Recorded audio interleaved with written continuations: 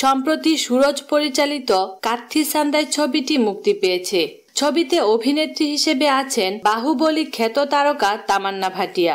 ছবিটির প্রচারে গিয়ে পরিচালক বলেছেন, দর্শক টাকা দিয়ে নায়কের মারপিটের দৃশ্য ও নায়িকার গ্ল্যামার দেখতে আসেন। পরিচালক হিসেবে আমি কখনোই চাই না যে ছবিতে নায়িকা শাড়িতে ঢাকা থাকুক।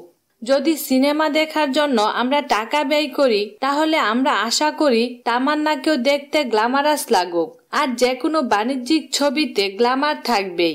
এই অনুষ্ঠানে সুরজ আরো বলেন, যদি কস্টিউম ডিজাইনার অভিনেত্রীর জন্য হাঁটু পর্যন্ত লম্বা পোশাক নির্বাচন করেন, তাহলে তাকে ওই পোশাক ছোট করার জন্য বলা হয়। এতে যদি অভিনেত্রী রেগে যান, তাহলে তাকে বলবো, দর্শক এসবের জন্য টাকা ব্যয় করেন না। ইন্ডিয়ান এক্সপ্রেসের এক প্রতিবেদনে বলা হয়েছে, সুরজের বক্তব্যের ওই ভিডিও চিত্রটি প্রকাশিত হওয়ার পরপরই টুইটারে বিরোধিতা করেন অনেকেই। বেজায় চটে যান তামান্না ভাটিয়াও। তামান্না ভাটিয়া এক টুইটার বার্তায় বলেছেন, পরিচালক সুরজের ওই বক্তব্যে আহত ও রাগান্বিত হয়েছেন। এ কারণে তাকে অবশ্যই ক্ষমা চাইতে হবে।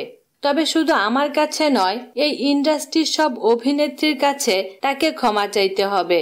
কারণ আমরা সবাই অভিনেত্রী। আমরা এখানে অভিনয়ের মাধ্যমে দর্শককে আনন্দ দিতে আসি।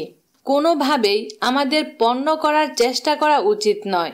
এক ঘটনার পর এক বিবৃতিতে ক্ষমা চেয়ে পরিচালক সুরজ বলেন, আমি ওই বক্তব্যের জন্য দুঃখিত। এ কারণে তামান্না ও ইন্ডাস্ট্রির সব অভিনেত্রীর কাছে আমি ক্ষমা চেয়ে নিচ্ছি। কাউকে আঘাত করার ইচ্ছে আমার ছিল না। আমি দুঃখ প্রকাশ করছি এবং আগের মন্তব্য ফিরিয়ে নিচ্ছি। বিনোদন জগতের নিত্য নতুন খবরাখবর জানতে আমাদের চ্যানেলটিতে সাবস্ক্রাইব করার জন্য আপনাকে আন্তরিক ধন্যবাদ।